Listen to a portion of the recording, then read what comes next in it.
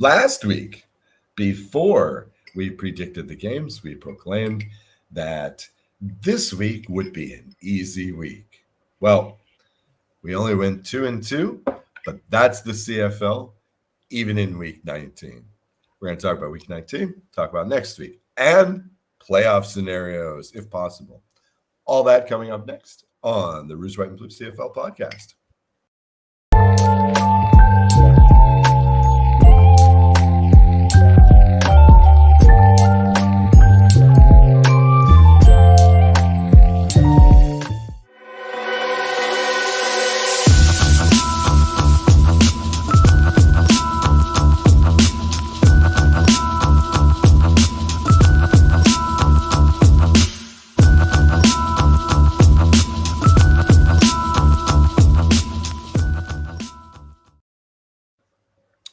Hi, welcome to the Rouge, White, and Blue CFL podcast. My name is Oz Davis. I am the co-host of the show. And joining me, as always, is my co-host, Joe Pritchard.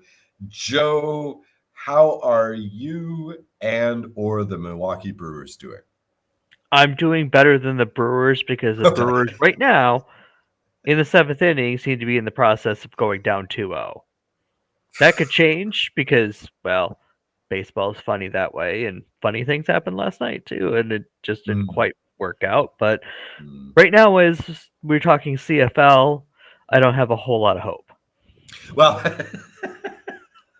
okay, we'll get to the hopelessness in a minute. I only dropped that in there because most of the year, Joe and I are at cross ends, Winnipeg and Montreal fans, respectively. But we actually have something in common during this particular baseball playoffs, which is, destroy the Dodgers. As a hopeless Colorado Rockies fan, eternally hopeless Colorado Rockies fan, I got to put up with this from the Dodgers all season long. Anyway, why do I need this? And everybody else, let's be fair. Right.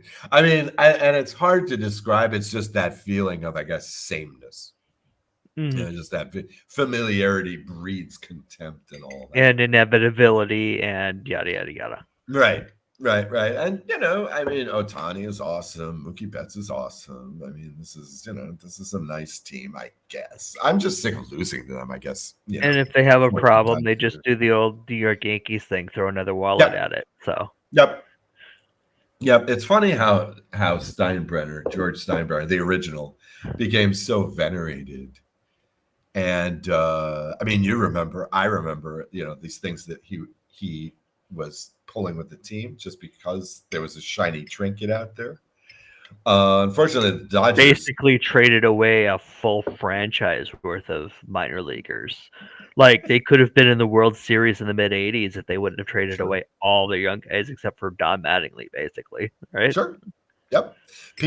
People forget that was, well, until the modern day, that was the longest stretch of time the Yankees had ever gone without a pennant. And it wasn't for lack of stars. It was for lack of team, and people forget that. As soon as he was censured from team affairs, that's when they started winning again. Right, because they could actually execute a plan for more than 5 minutes. Right. Attention span of a fly thing. So, unfortunately for the league right now, the Dodgers actually get it right. They actually sign players that are relevant, that are useful, and they do win World Series. And regular season games, which is bad enough for me. We lose enough games. We don't need to drop, 12 a year to the Dodgers. Anyway. No, it's usually only 11. Come on, man. Come on. Why are you doing that? Okay, 10. Fine. The gratuitous kick in the stomach when I'm already, lying on the floor. I mean, you're a Rockies fan. You're not used to this by now? Yeah, that's true. There does come a point of acceptance. It really does. Like some life decisions are just indefensible. Well, it was a geographical decision, kind of. It was very exciting. I mean, Jesus, in the 90s, man. The Bay Street Bombers, they were great. They were so much fun. Don Baylor was the manager. Those were great days. But anyway, let's move on into the CFL football. Actually, before we started, I just wanted to. I've been wanting to say this for a few weeks. Um, I don't know what the broadcast looks like in North America anymore, but when they go to commercial breaks, they're showing a few highlight clips from the game, and they always play some music underneath it, right? And very, very, very often it's contemporary hip hop, country, or something like this. And but recently they've been using "Get Up Off of That Thing" by James Brown. And I just gotta say, yeah, I approve. That that is a dope number to put behind some of these CFL highlight clips. That Very sounds nice. far, far better than the multiple upon multiple Peloton and pharmaceutical ads we're getting. So Is that what you're getting? Is yeah, that what? it's like uh, they've got like 4 different Peloton ads that are literally the exact same thing, except for they cut. There's probably like 5 or 6 clips that they use for these 4 ads, and like Right. each 30-second clip has 3 of them, but in different orders. So sometimes you have like 2 or 3 of these in a row, just with all sorts of different things out of order, and then you hit the pharmaceutical ad. So or 3. Well, we just keep getting the CFL's own promo clips, right? Like I love. There's one I love where it's just the guys talking about CFL fantasy football. Pick me on your fantasy team or whatever. And then they have the star of the whole commercial basically is Wynton McManus, who plays defense. But he gets the closing line. He's the coolest guy in the whole commercial, and yet he's a defender. So we just get this one on a loop. Oh my god. Mm-hmm. This one, I've seen this. I can do it by heart probably at this point. Yeah, and then the same like Muzak typed Mhm. music, but it's if you actually listen to the tune, you could find out that it's actually like rap music, but Mhm. they've turned it into Muzak somehow. Like, okay, that's a choice, guys.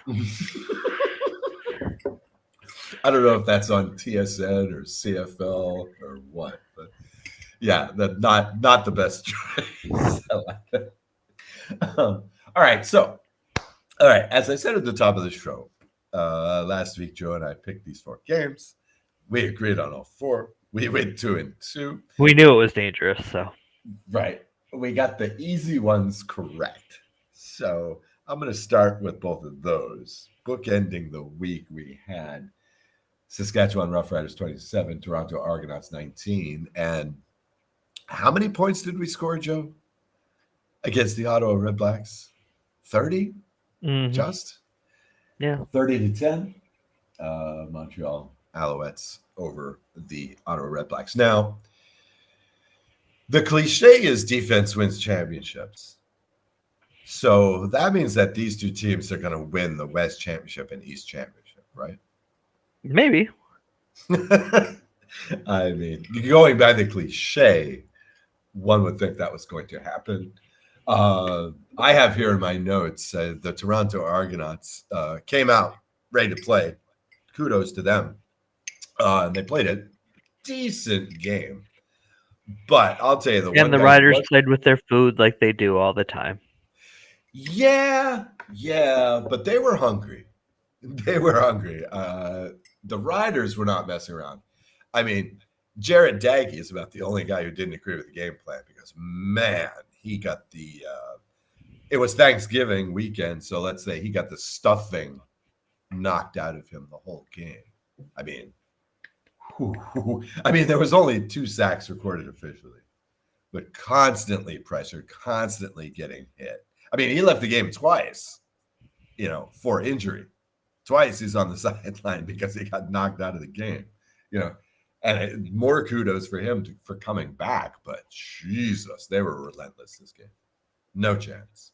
No chance. The Argos defense was actually present, but for one of the first times this year. But this was just too much. Really, really nice. Now, The Riders have led up 365 points this year. That's way, way, way up. I mean, the Owls are at 383.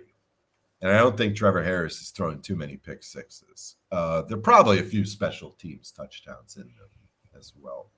So this defense is allowing fewer than 20 points a game.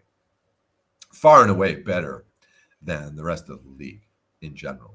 That just seem to be giving up the big plays on every drive. But not the Riders. Not the Riders. Wow, this team looks good. Basically going into the playoffs, right? They're in now, right? They clinched first place in the West. They've clinched the West, so Yep. They host the West Final. Yep. Okay, so that's all I had on that game. I mean, I guess Toronto fans in Toronto have got to be quite a bit more optimistic than fans in Ottawa. If you find me an optimistic Ottawa fan right now, I'd like to meet them because they have something wrong with them. Wow. Okay.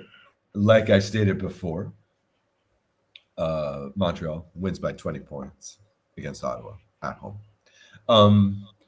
I think it must have been the Horns that did it, right? The Red Blacks were just outmatched. I had a couple of thoughts here. First off, I got to show my age a little bit here. I remember when the Dream Team was playing in '92, and a lot of the complaints, even from Americans, was just like, "Oh, it's not even competitive." But the thing was, it was such excellent basketball. It was so pretty. It was like the Harlem Globetrotters, except serious. Now, I wouldn't say that the 2025 Montreal Alouettes are a dream team, but you gotta love it when, and Joe, you'll know what I'm talking about here. You gotta love it when your team is loaded with stars and you're just playing all aspects perfectly. I mean, I know this is Ottawa, but still, it's just nice to see these guys run plays when they're hot. And when apparently Davis Alexander is the starter. Because, man, this guy just can't lose. This guy doesn't want to lose. I don't know. How impressed were you? I'll give you the loaded question. How impressed were you by the Owls in this game in general? I mean, good for them for not playing down to their opponent, but right. You talked about a dream team in comparison. So what does that make Ottawa? The slumbering team? Because their offense has been asleep for most of the season. Well, they're what? They're who was it that year? Cameroon. They in trouble, right? Is the thing. I guess just about everybody they face because. Well, yeah. No, again. I'm not comparing that to the Dream Team, but it's just I know. I just had to pick on Ottawa because they had nothing this year. They had no zip. They're still screwing around with the same group of players they have. They've shut Drew Brown down fine because he can't stay healthy and because somehow he throws for 400-yard gains without throwing the ball like more than 10 yards down the field. Because all they do, and our friend Santino has been pointing this out for weeks now, is they throw short passes and hope their receivers can break tackles and have yards after the catch. So right, it's all about YAC.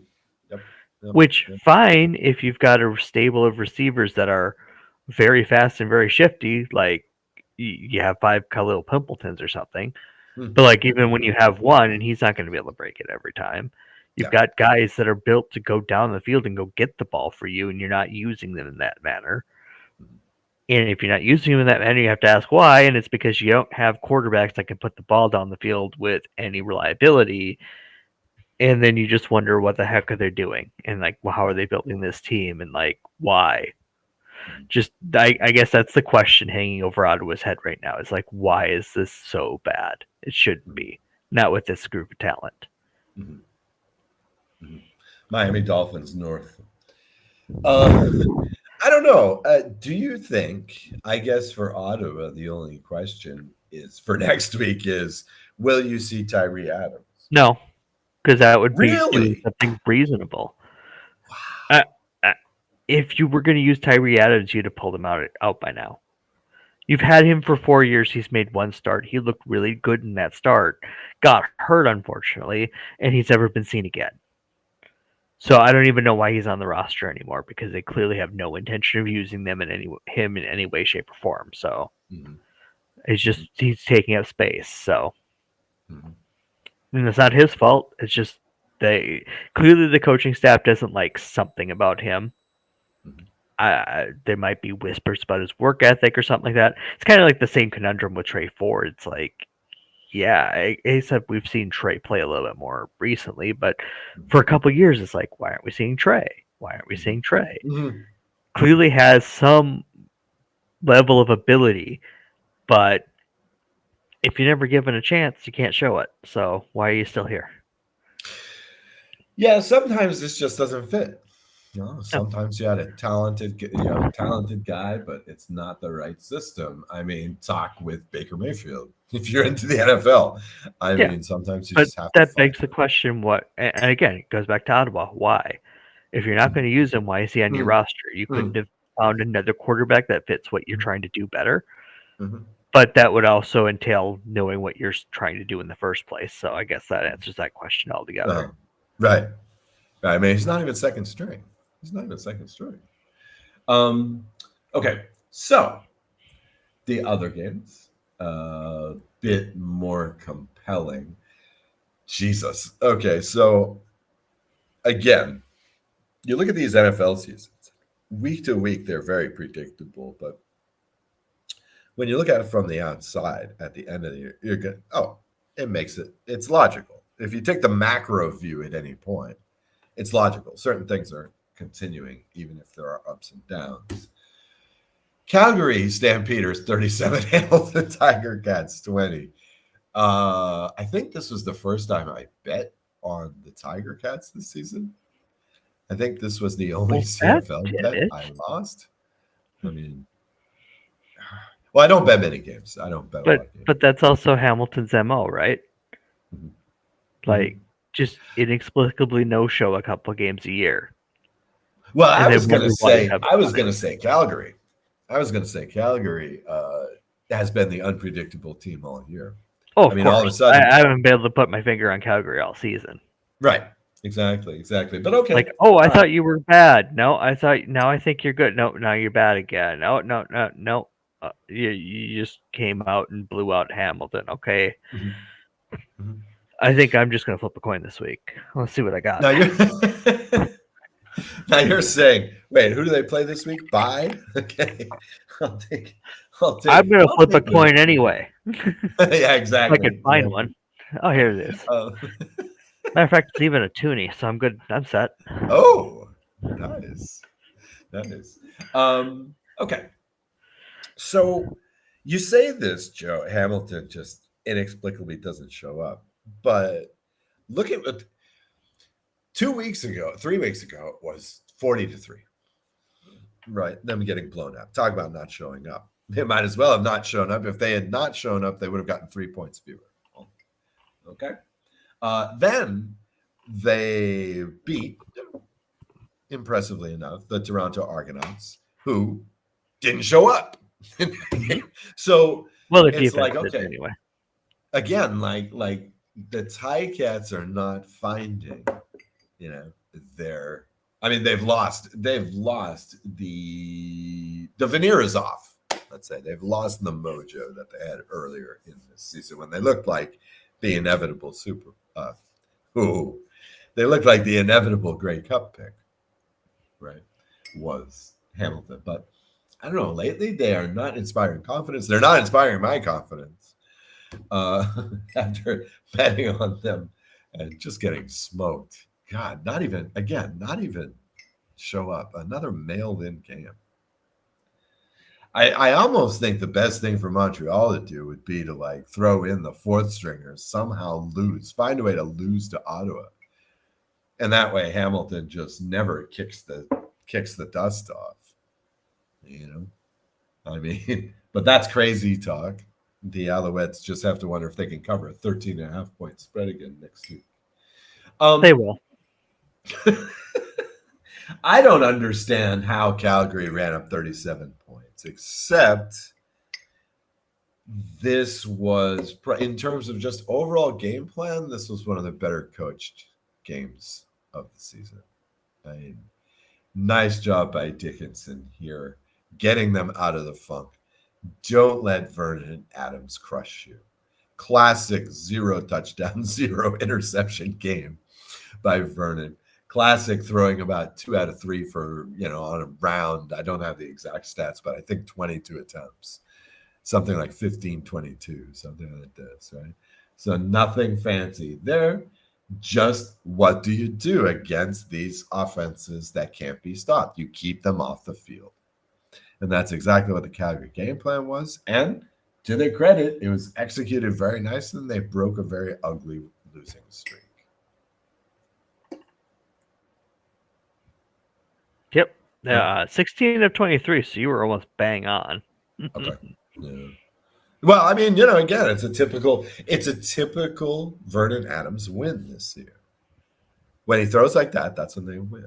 I mean, it would have been nice to see 1 touchdown against 0 picks, but 0 versus 0. Well, there was a 69-yard pass. It just didn't score. Yeah. And that was nice, too. That was it. And I mean, again, that's what he's capable of. That's what you've always gotten with Vernon since he was starting for the Owls, right? You'll get the 2 long balls. You'll get the, escaping pressure and throwing the long ball. You'll get that. You'll also get the 2 picks because I think I'm God and I can make this completion. So it's that's Vernon Adams. But I mean, again, this was the one. You kept him from shooting himself in the foot. And so they pull off this win, which is good for my Alouettes. Technically, we're still alive. Technically, we're still going to be playing the rest of the season. But I have this in the notes. After the 69-yarder, the biggest play of the game was Dredrick Mills going for 31.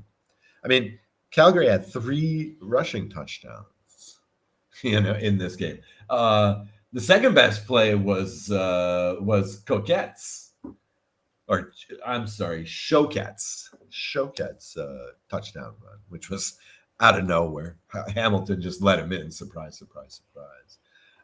Hamilton defense has not exactly been stingy this season. Okay. So, I don't know. Okay. I guess we'll wait the predictions until the end. But I'm not sure where I am with Hamilton right now, but I am feeling very good as an Alouettes fan. Hamilton still has the tiebreaker with Montreal. Magic number is still 1 for Hamilton. They just need to win one. Montreal needs to lose one. Montreal will not lose next week. They're playing the Red Blacks. Who does Hamilton get? I don't even know. Next week, Hamilton gets a bye week because they played 17 games. I was joking, but I was serious. Okay. So they Montreal, also get out of 1 week 21. So right, exactly. So, oh my God. Okay, yeah, it's still all right. Well, at least we'll be keeping sharp, and that probably also means that Winnipeg will win that final game of the season, which they may need in some capacity after losing to the team still looking up from the basement. Edmonton Elks 25, Winnipeg Blue Bombers 20. The stats were unbelievable going into this game. Edmonton had lost 13 in a row to Winnipeg until this game. I guess for me, and I actually did not bet on this game because I was smart.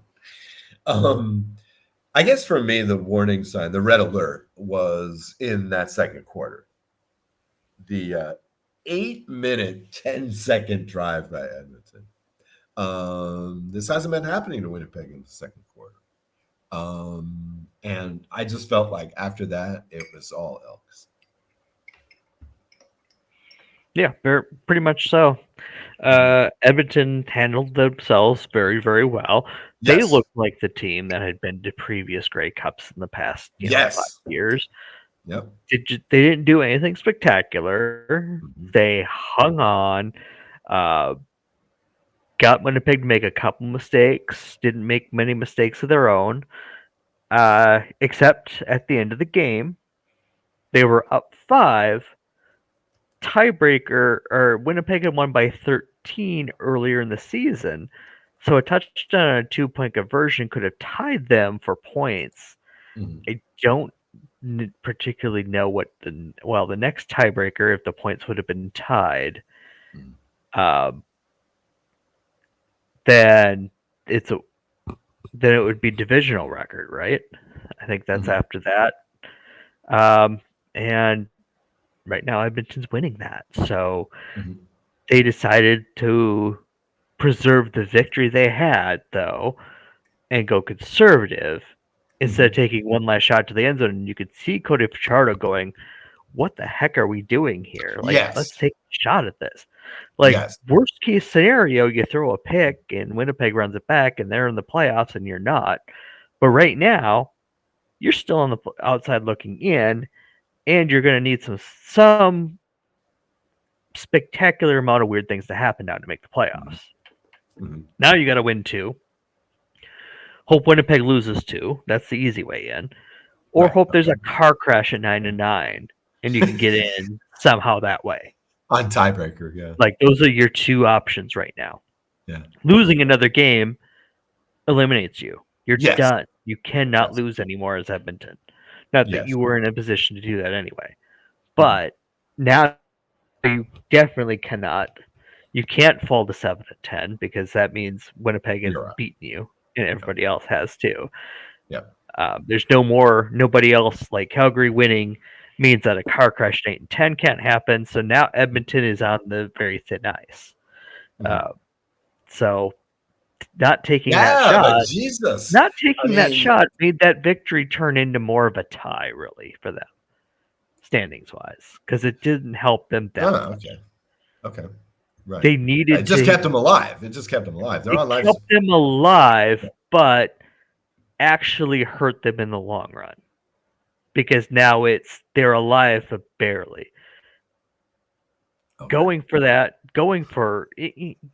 it would have sent a message to your team that you were taking a real shot at it, for one. For two, the likelihood of Winnipeg turning that into a Winnipeg victory was very small at that point. I mean, there wasn't a ton of time left. So even if they make a pick, they don't have a lot of time to go back down the field unless they Right. get a pull off a return that they haven't done all season long. Mhm. Mhm. Mhm. Mhm. Mhm. And Well, they then got the ball with 1 if you second. get that, you get the win by 13. Mhm. Now you're winning, and Yeah. now you're begging. Now you're saying to Winnipeg, now you need to win the last 2 games because if we win our last 2, we've got the tiebreaker over you at 9-9 if you lose one more. Mhm. Mhm. But now everything is we win and now we need help too. Right. Right. Right. Right. They needed some So, help. Now they need a lot of help. what was the final point differential then? 5? Uh, yeah, they won by 5. Right. Winnipeg had won by 13. So Winnipeg's point 13. So differential 8. is plus 8. 8. Yeah. Yep. 8. Wow. Wow. Which That's is why wild. you Yeah. had a chance to Yep. try to tie that, right? To at least tie that. Yeah. Yeah. Yeah. Yeah. Yeah. Yeah. Yeah. So that Wow. made no Yeah. Good sense. point. Yep. Yep. Good point. Good point. Yeah. Edmonton needs a lot to fall that way. Okay. So we can just segue into next week and the playoff scenarios as well. So, okay. Who does Edmonton have last 2 weeks of the season? So let me get that pulled up here. Yeah. So, well, first of all, let's talk playoff scenarios. Yes. What were put out last week, because they haven't put out what this week says, because they don't do that until like really late in the week for some odd reason. Maybe it takes them too long to load their abacus or something. I don't know. But we're still in a situation. So last week, Hamilton win or Montreal loss meant Hamilton claimed the division, right? Mhm. Still on the table. except in this case, Hamilton can't win this week, right? Yeah. So Montreal Again, lost to magic numbers Ottawa. one. Yep. Magic numbers one. And Montreal lost to Ottawa means Hamilton wins It's the easy. East. Yeah. We know Hamilton and Montreal are in. That's the Yep. easy part. Yep. A Saskatchewan win meant they claimed the division title. Yep. A Winnipeg win would have clinched Winnipeg a playoff berth because that would have eliminated Edmonton. That's not on the table this week Right. yet. I think it now, doing the math in my head here, it means that they need they need a win and an Edmonton loss for sure. That would do it. Or they need a win and they need Calgary and BC to win to eliminate the possibility of a tiebreak situation. Well, they need Calgary to win at least to eliminate the possibility that they're in a tiebreaker situation with Calgary, Edmonton, and Winnipeg, because that wouldn't end well for them because they would be like what 1-4 in that scenario against the other two. They'd be the first ones out then. And then Calgary and Edmonton would have their tiebreaker, whatever that is, for who's third, who's fourth, right? Okay. Right. Who crosses over? Right. So as long as Calgary gets to 10 wins somehow, Winnipeg can't end up in a situation where they're in a three-way tiebreaker with them and Edmonton, because that's the way they lose out if they get to 9 wins and Edmonton gets to 9 wins and Calgary stays at 9 wins. That's a bad situation for them. So that's the only scenario I can see where if Winnipeg wins one game and nothing else goes their way, that they would be eliminated. They lose 2 and Edmonton wins 2. They just get leapfrogged in the standings. Then you're not even talking tiebreakers, right? Right. Yeah. Right. Yeah. Because and if they get into a situation where it's a 3-way tie between BC, Winnipeg, and Edmonton, Winnipeg swept BC. Winnipeg split with Edmonton. BC, I think, beat Edmonton pretty well too. So Edmonton would be the one out of that scenario. So just as long as Calgary wins one more and Winnipeg wins one more, I think that puts Winnipeg in. Now, BC will not cross over, right? BC is either going to be second or third. Well, it's on the table. So BC could, in theory, lose twice to go 9-9. Right. Calgary could win once, and Winnipeg could win twice. Right, because they could still go 10-8. So Calgary doesn't play. Winnipeg gets who in Montreal? Who do they have this week? Oh, let's talk Saskatchewan, who are going to be resting some starters. Games in Winnipeg. Trevor Harris isn't coming. There's going to be others not coming too.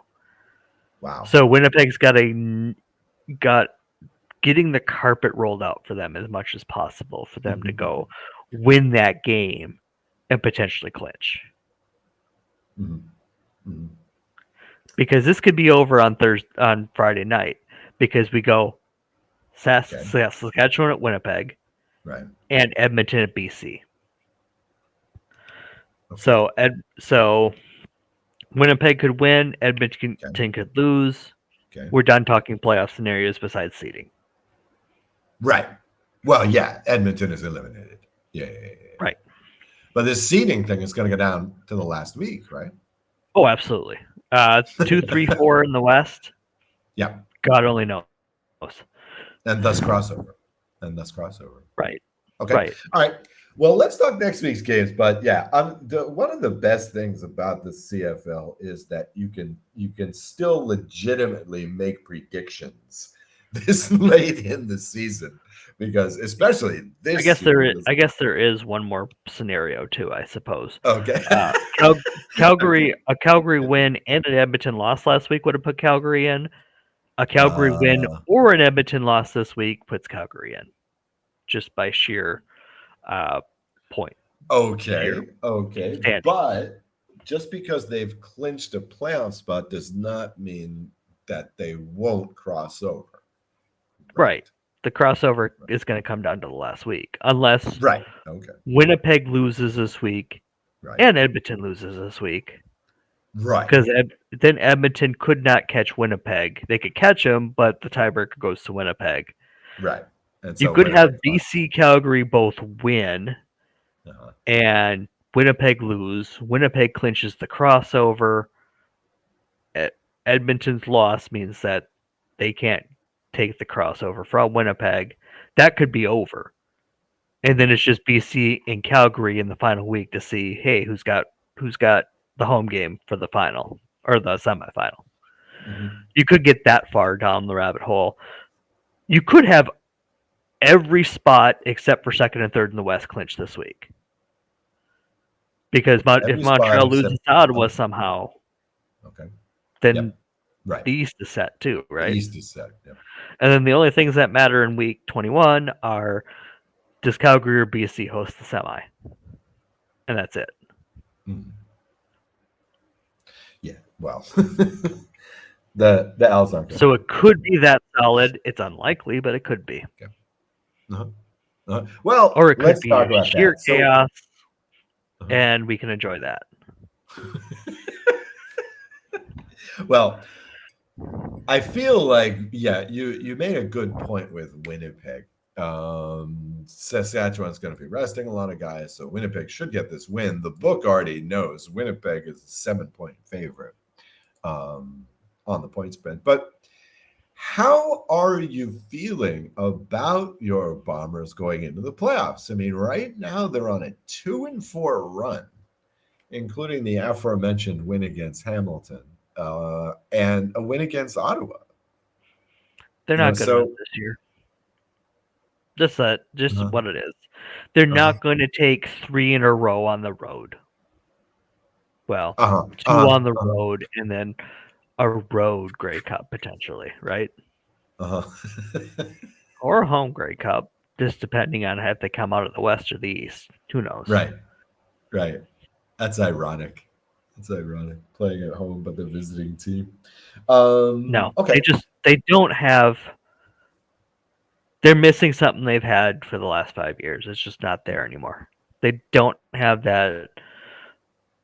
They just don't have that killer instinct they used to anymore. And they're the team that is coughing up the turnovers to give the other team the advantages. Mm-hmm. And they're not good enough to dig themselves out of the holes they dig for themselves. Mm-hmm. Mm-hmm. Okay, but we're taking them in this game, right? I think you have to, just because Saskatchewan's going to be playing very vanilla. They're going to be showing nobody anything. They're going to be playing Jake Maier. And Jake Maier has the potential of putting up a 400-yard game because that's just the way the CFL works. But you give me those things, and I'm thinking Winnipeg probably still wins this one. Mm-hmm. Mm-hmm. If 400 yards does not mean a win in the CFL. It doesn't mean a win in the NFL. Ask Drew Brown how that worked out for him. Right, exactly. I mean, yeah. Until this year, Trevor Harris used to do it all the time. Big stats, no win. Okay. No, he'd win 9 every year.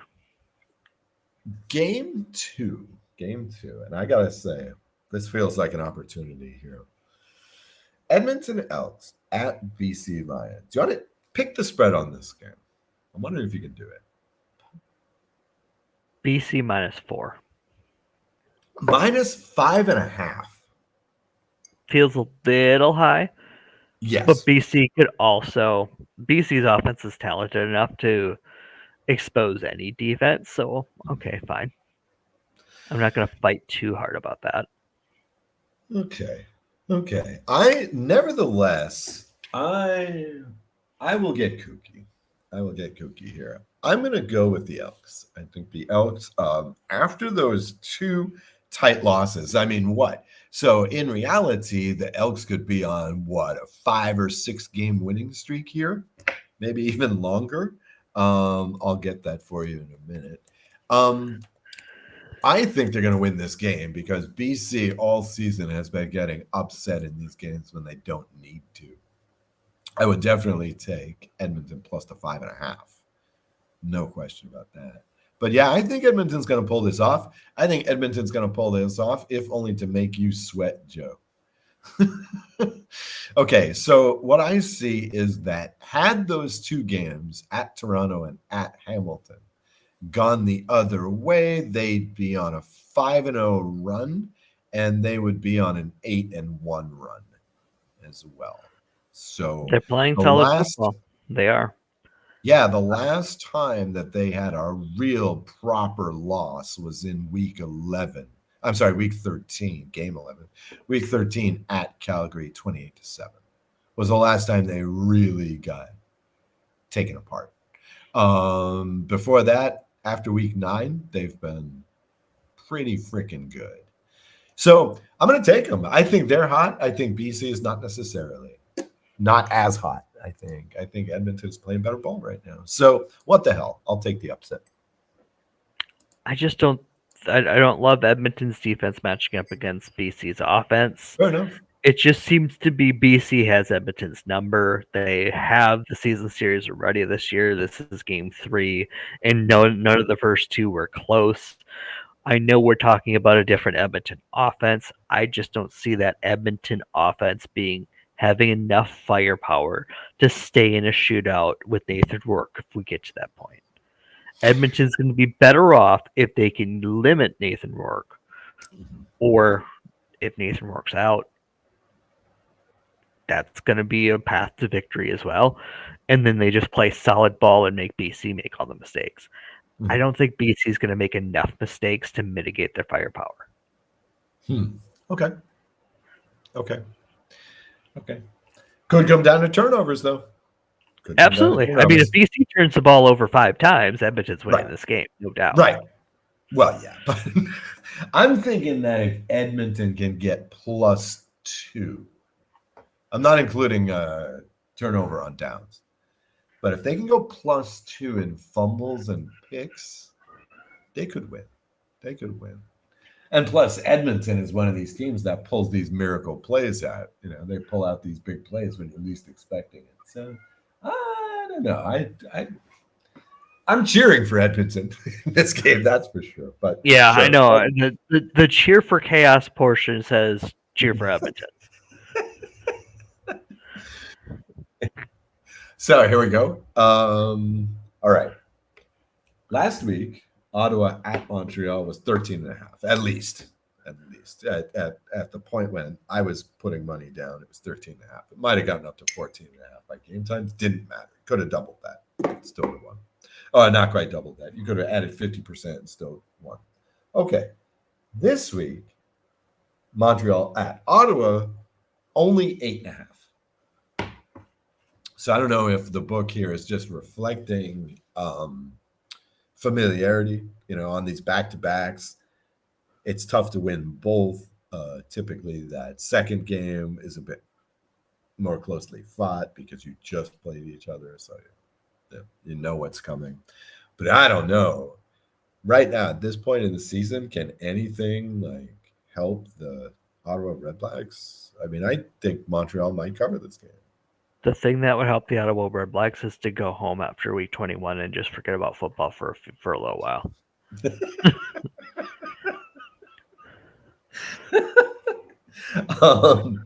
Okay, so easy Montreal win here. I think Montreal's going to stay keyed up. I mean, if Montreal drops this one, they're an unserious team to begin with. So, well, yeah, I don't think they're going to drop it. I'm just wondering about that 8.5. I'm just wondering how serious I should take that. Finally, end the year with Toronto at Calgary. Okay, Toronto's getting 9.5 on this one, which I also think is foolish.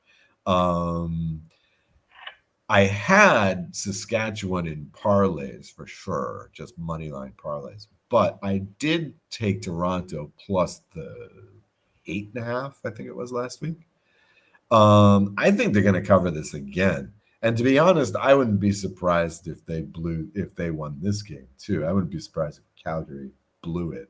I'm not gonna take Toronto in this game. I'll take Calgary, but I kind of like Toronto plus this many points. They're still playing. Well, let's see. What should Toronto be? Should Toronto be Queen Elizabeth or the polar bear?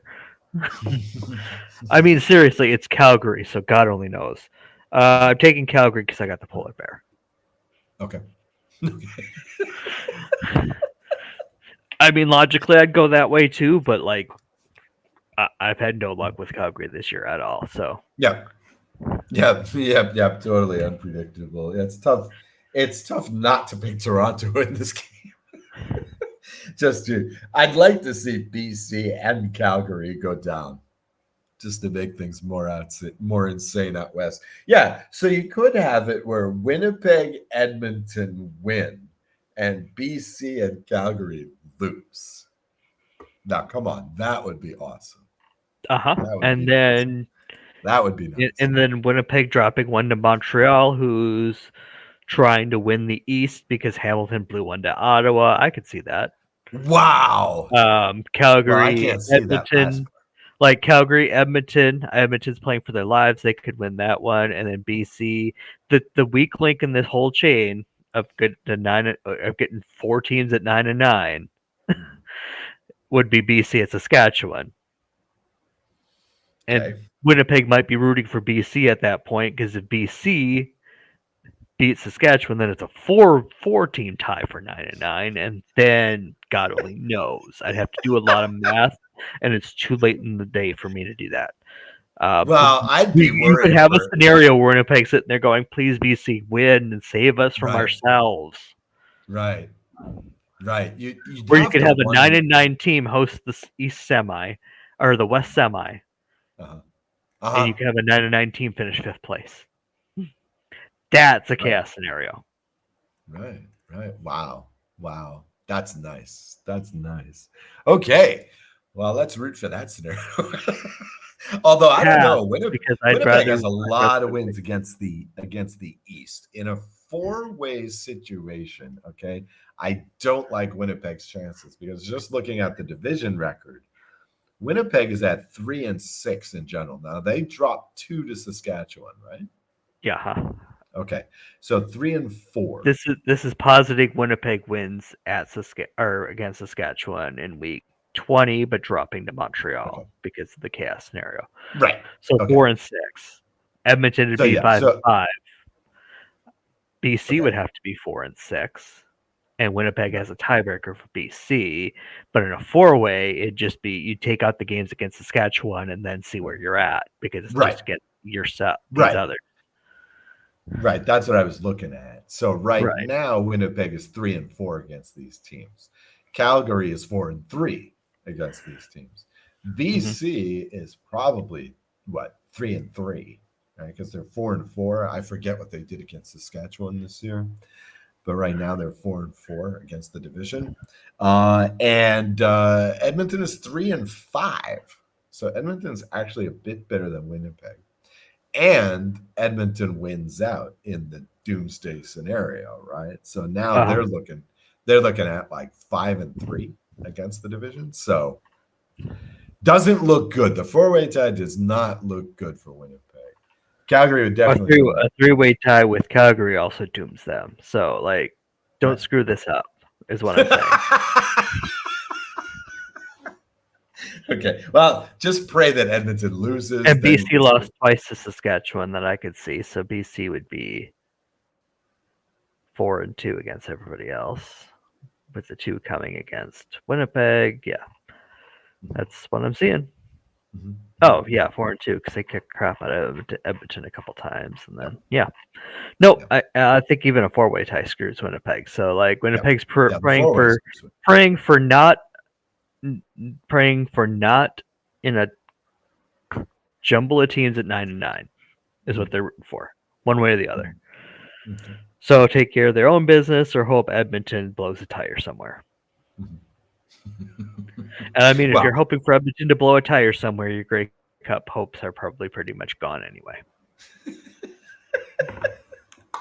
Do you mean literally they blow a tire, like the bus blows a tire on the way to the? That might be Winnipeg's best shot.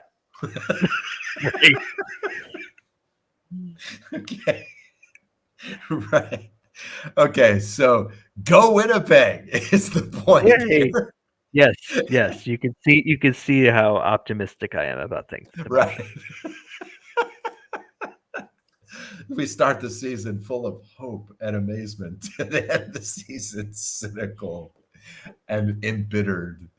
I don't know. I'm feeling pretty good, Joe. Sorry, I Well, can't let's really. be fair. I've been bitter and cynical for a long time now. That's true. That's true. Just less about Winnipeg than just less about Winnipeg and more about life in general. Yeah, more about the Milwaukee Brewers. Is it over? Not quite, but I mean they're down 5-1 in the ninth. So Oh, damn it. No, Dodgers, no. Well, at least maybe Seattle will be playing the Dodgers. And Seattle, of course, is the only team in the major leagues that's never been to the World Series. So that might be nice for them to break that little albatross. yeah, I was hoping for a summer of '69 series, but I guess we're not going to get that. Really? Wow, that's a weird one. Not 82? Oh, I guess you can't get that anymore. Well, think about it. Summer of '69 is the only time the Seattle Pilots existed, and they became. Oh, of course, right? Yeah, Right. but you don't want that. You don't want that expansion.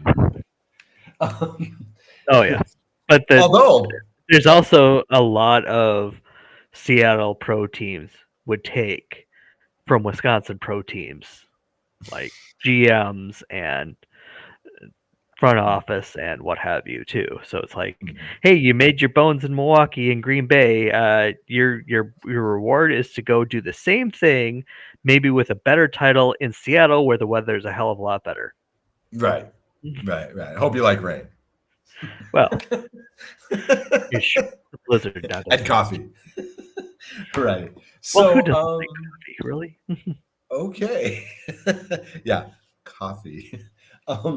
Okay, so yeah, all right, we'll wrap it there. I don't know, Joe. Try and stay optimistic until next week. Same goes for fans of most franchises in the CFL. I will sign it off here. My name's Oz Davis for the Rouge, White, and Blue CFL podcast, a Shotgun Sports Network production, and my co-host Joe Pritchard. We are out of here. Enjoy the games, and wow, keep rooting for that doomsday scenario. Can't wait to see it. No, thank you.